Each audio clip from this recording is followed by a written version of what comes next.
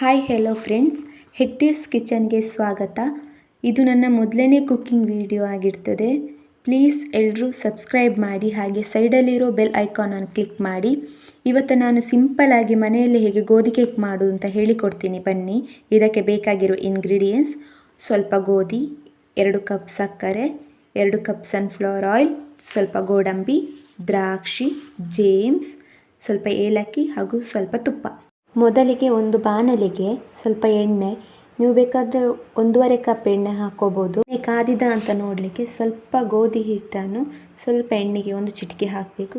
ಅದು ಬಿಡಿ ಬಿಡಿ ಬಿಟ್ಟಾಗ ಇದು ಎಣ್ಣೆ ಕಾದಿದೆ ಅಂತ. ನಂತರ ಇದಕ್ಕೆ ಗೋಧಿಯನ್ನು ಹಾಕಿ ಚೆನ್ನಾಗಿ ಮಿಕ್ಸ್ ಮಾಡಬೇಕು. ಇದು ಕೈ ಬಿಡದೆ ಚೆನ್ನಾಗಿ ಮಿಕ್ಸ್ ಮಾಡ್ತಾ ಇರಬೇಕು. ಕೈ ಬಿಟ್ಟರೆ ತಲೆ ಹಿಡಿತದೆ. ಚೆನ್ನಾಗಿ ಅದು ಮಿಕ್ಸ್ ಆಗಬೇಕು.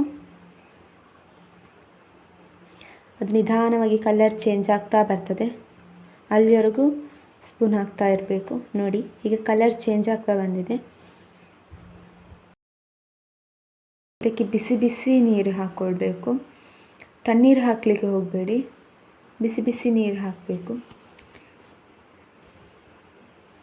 ಹೀಗೆ ಸ್ಪೂನ್ ಹಾಕ್ಕೊಂಡು ಕಲಡಿಸ್ತಾ ಇರಿ. ಕಲರ್ ಚೇಂಜ್ ಆಗಬೇಕು, ಕಂದು ಬಣ್ಣಕ್ಕೆ ಬರಬೇಕು ಕಲರ್. ಅದಕ್ಕೆ ಸ್ವಲ್ಪ ಗೋಡಂಬಿ, ದ್ರಾಕ್ಷಿ ಎಲ್ಲ ಹಾಕ್ಕೊಂಡು ಚೆನ್ನಾಗಿ ಮಿಕ್ಸ್ ಮಾಡಿ.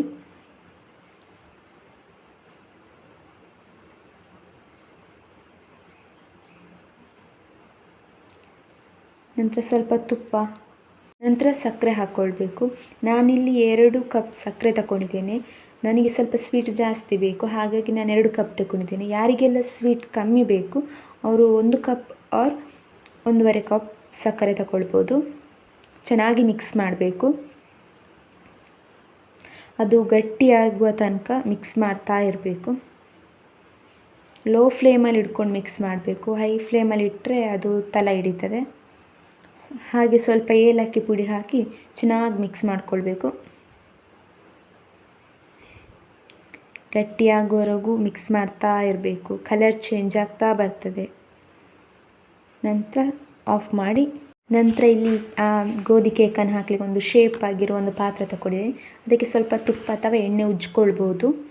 ನೆಕ್ಸ್ಟು ಮಾಡಿರುವಂತಹ ಪಾಕವನ್ನು ಇದಕ್ಕೆ ಹಾಕ್ಕೊಳ್ಬೇಕು. ಚೆನ್ನಾಗಿ ಒಂದು ಶೇಪ್ ಬರೋರಿಗೆ ತಟ್ಟಿ ಶೇಪ್ ಕೊಡಬೇಕು. ಎಣ್ಣೆ ಜಾಸ್ತಿ ಆಗಿದೆ, ಮೇಲೆ ಬರ್ತಿದೆ ಅಂದರೆ ಟಿಶ್ಯೂ ಪೇಪರನ್ನು ಇಟ್ಟು ಎಣ್ಣೆಯನ್ನು ತೆಗಿಬೋದು. ನಂತರ ಇದನ್ನು ನಾನು ಒಂದು ಪ್ಲೇಟಿಗೆ ಹಾಕ್ಕೊಳ್ತಿದ್ದೀನಿ.